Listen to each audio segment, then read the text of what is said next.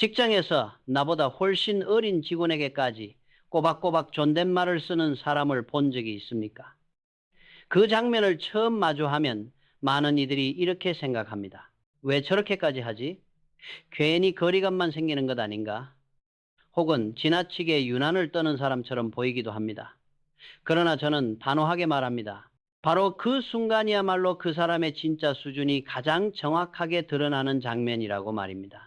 우리는 대부분 위에 있는 사람 앞에서는 말을 고르고 태도를 다듬습니다.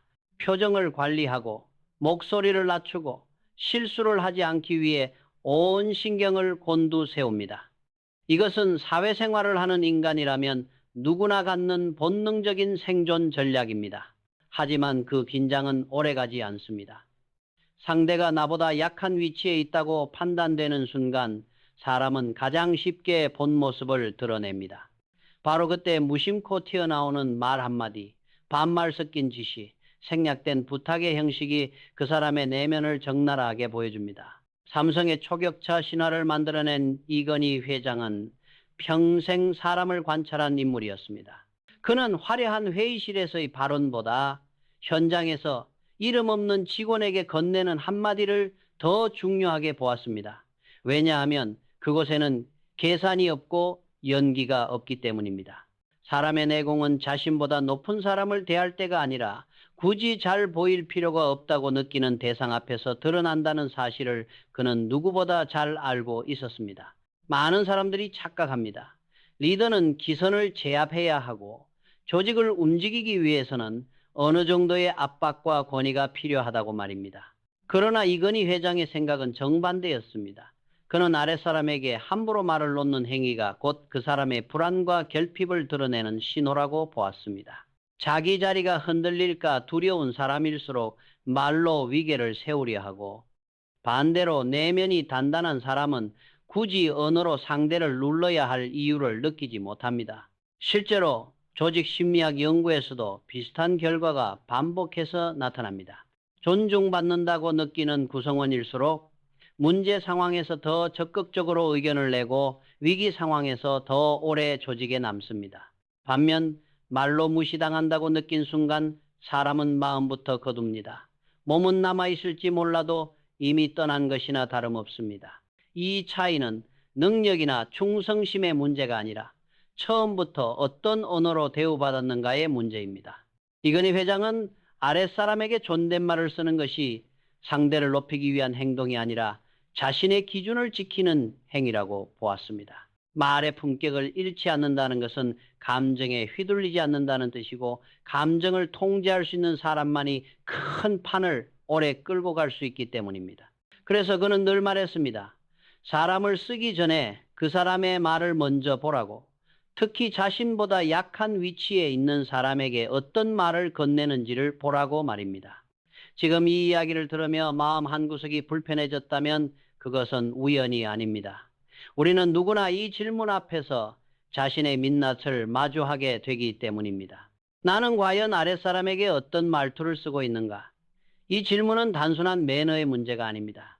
이것은 당신이 어떤 그릇의 사람인지, 그리고 앞으로 얼마나 멀리 갈 수 있는지를 가늠하는 아주 정확한 잣대입니다. 왜 어떤 사람 곁에는 시간이 갈수록 사람이 모이고 기회가 끊이지 않을까요? 반대로 왜 어떤 사람은 능력도 있고 성과도 냈는데 결국 곁에 아무도 남지 않을까요? 이 차이는 생각보다 거창한 전략이나 스펙에서 갈리지 않습니다. 대부분의 경우 아주 사소해 보이는 언어 습관에서 갈립니다. 특히 아랫사람에게 어떤 말투를 썼는가, 그 누적된 기록이 결국 사람을 남기느냐 잃느냐를 결정합니다. 이건희 회장은 사람을 단순한 자원으로 보지 않았습니다. 그는 한 명의 엔지니어, 한 명의 기능공이 언젠가 삼성의 미래를 바꿀 수도 있다고 믿었습니다. 그래서 그는 직급이나 나이가 아니라 그 사람이 가진 가능성을 먼저 보려고 했습니다.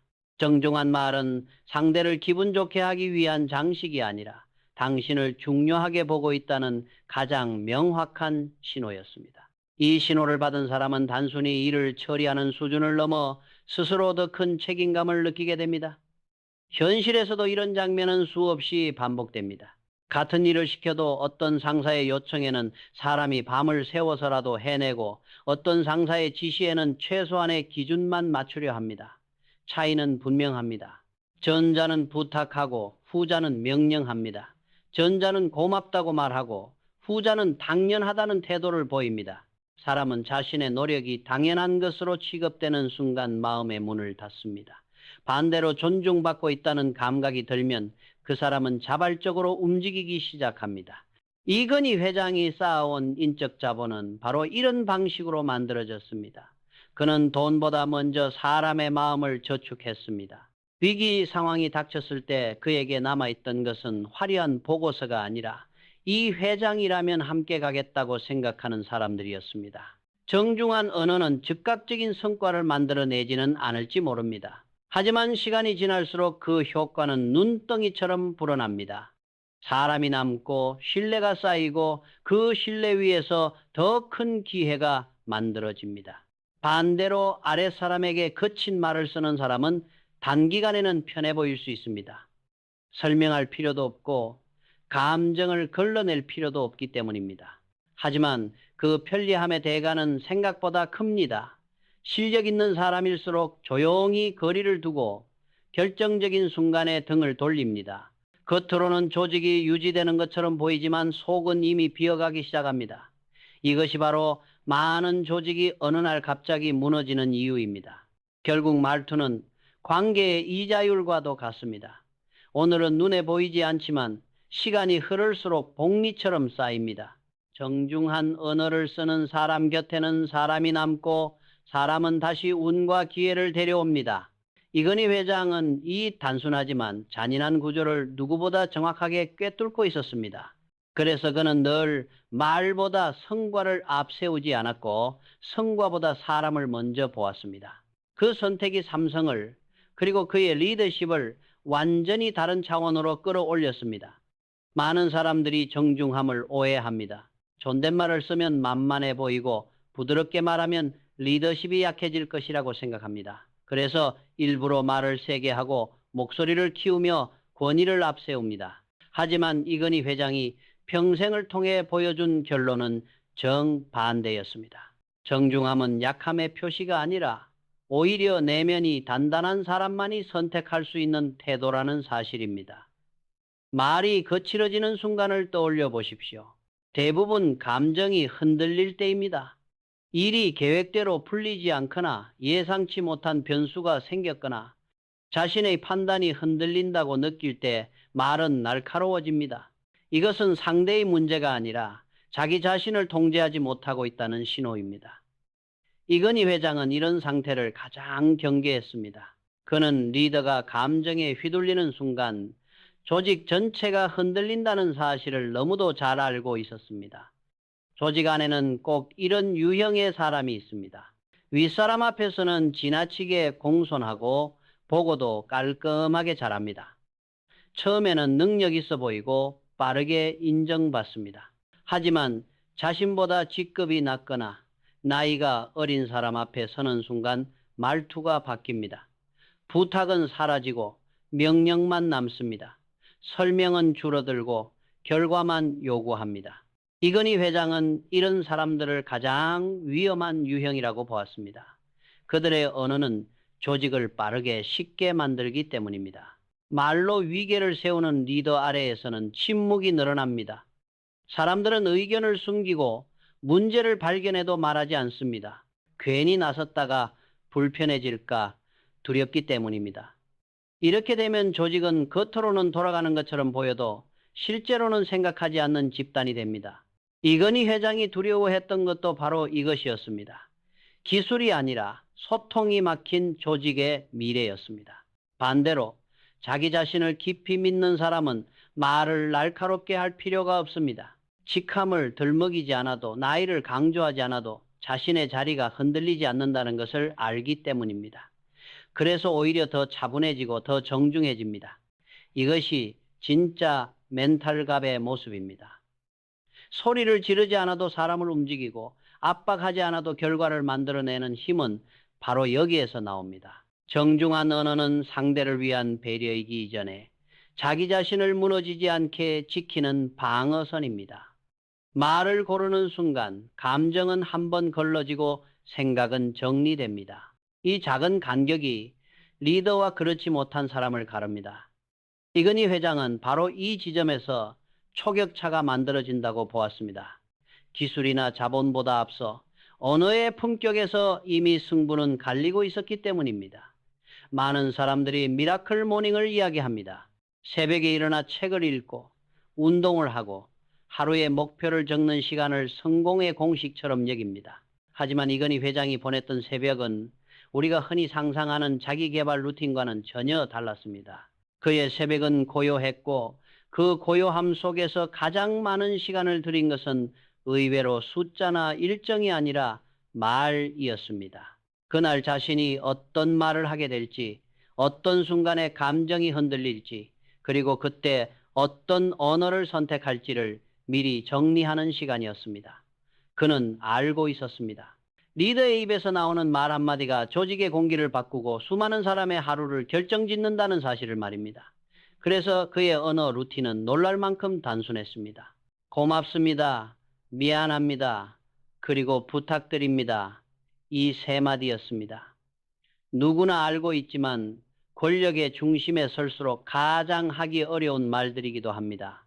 특히 아랫사람에게 이 말을 자연스럽게 건넬 수 있는 사람은 생각보다 많지 않습니다.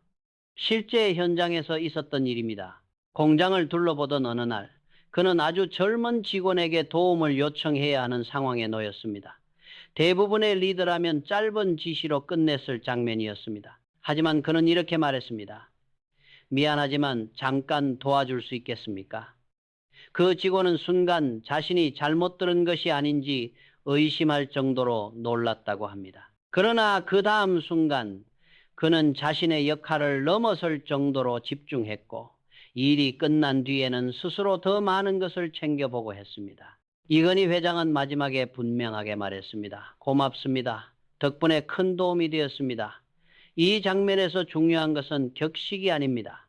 상대의 시간을 쓰게 했고 몸을 움직이게 했다는 사실을 당연하지 않다고 인정한 태도입니다. 많은 사람들은 윗사람이니까, 상사니까 굳이 고맙다는 말을 하지 않아도 된다고 생각합니다.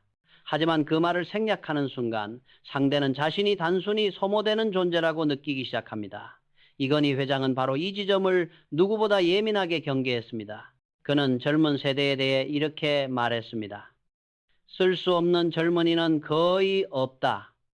다만 어떻게 써야 하는지를 모르는 어른이 있을 뿐이다. 이 말에는 사람을 키우는 일에 대한 그의 철학이 고스란히 담겨 있습니다. 사람을 키운다는 것은 단순히 일을 맡기는 것이 아니라 존중을 통해 스스로 성장하게 만드는 과정입니다. 그리고 그 출발점은 언제나 언어였습니다. 정중한 말은 상대를 느리게 만들지 않습니다. 오히려 책임감을 키웁니다. 명령은 움직이게 하지만 부탁은 생각하게 합니다. 고맙다는 말은 일을 끝내게 하지만 존중은 사람을 남게 합니다. 이건희 회장이 새벽마다 다듬었던 것은 바로 이 미묘하지만 결정적인 차이였습니다. 그는 하루를 시작하기 전에 이미 알고 있었습니다. 오늘 자신이 어떤 말을 선택하느냐에 따라 내일의 삼성은 전혀 다른 모습이 될 수 있다는 사실을 말입니다. 성공은 사람을 시험합니다.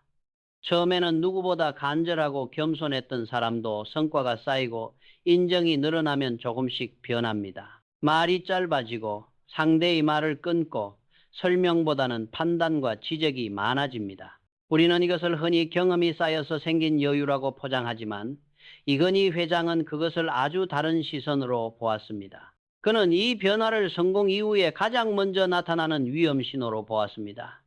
말의 품격을 잃는 순간 사람은 이미 듣는 법을 잃기 시작합니다. 듣지 않는 리더는 배우지 못하고 배우지 못하는 사람은 어느 순간부터 현실을 오판하게 됩니다. 이건희 회장이 삼성이 세계 정상에 올랐을 때조차 끊임없이 위기를 외쳤던 이유도 여기에 있습니다. 그는 기술이나 시장보다 더 무서운 것이 조직 내부의 침묵이라는 사실을 알고 있었습니다. 리더의 말이 거칠어질수록 현장의 목소리는 점점 사라집니다. 실제로 많은 조직이 이 과정으로 무너집니다. 처음에는 효율을 이유로 말을 줄이고 다음에는 권위를 이유로 언어를 단순화합니다. 그러다 보면 결국 남는 것은 예스맨들 뿐입니다. 쓴소리를 할 수 있는 사람은 조용히 떠나고 달콤한 말만 하는 사람만 남습니다. 정보는 왜곡되고 문제는 늦게 발견되며 위기는 갑자기 터진 것처럼 보입니다.